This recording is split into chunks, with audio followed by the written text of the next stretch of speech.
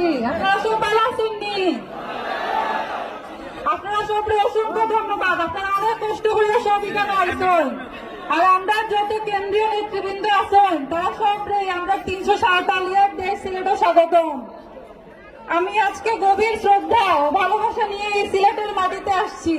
এই সিলেটের মেয়ে আমি, এই সিলেটের মাটিতে আমি বড় হয়েছি। আমি আজকে সিলেটে আসছি, এখানে আমাদের এই যে সিলেটের সংগ্রাম, সেই সংগ্রাম আমাদেরকে বারবার অনুপ্রেরণা জাগায়।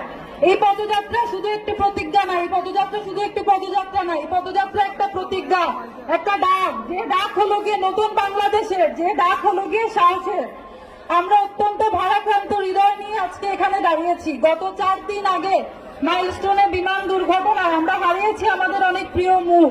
আমি সেই সকল নিহত পরিবারের প্রতি জানাই গভীর সমবেদনা এবং আমাদের যত নিহত ভাই বোনেরা আছেন এই মাইলস্টোন দুর্ঘটনায় তাদের আত্মার শান্তি কামনা করছি এবং যারা আহতরা আছেন তাদের দ্রুত সুস্থতা কামনা করছি। প্রিয় সিলেটবাসী, আমি শ্রদ্ধা জানাতে চাই আমাদের জুলাইয়ের যারা শহীদরা আছেন, যারা তাদের জীবন উৎসর্গ করেছেন একটা ফ্যাসিস্ট সরকার থেকে আমাদেরকে মুক্ত করার জন্য। তারা এই সরকার থেকে আমাদেরকে মুক্ত করেছিলেন বলেই আমরা লড়াইয়ের অনুপ্রেরণা পাই। আমরা দেখেছি এখনো বাংলাদেশে চাঁদাবাজ, দুর্নীতি, জুলুম চলছে। এখনো মানুষজনকে মারা হচ্ছে চাঁদার জন্য। আমরা বলতে চাই এই বাংলাদেশে আর চাঁদাবাজি, দুর্নীতি চলবে না। এই বাংলাদেশে আর কোনো পরিবারতন্ত্র চলবে না। এই বাংলাদেশ হবে শুধু আমাদের জনগণের। এই বাংলাদেশ হবে শুধুমাত্র আমাদের জনগণের, ক্ষমতা হবে জনগণের।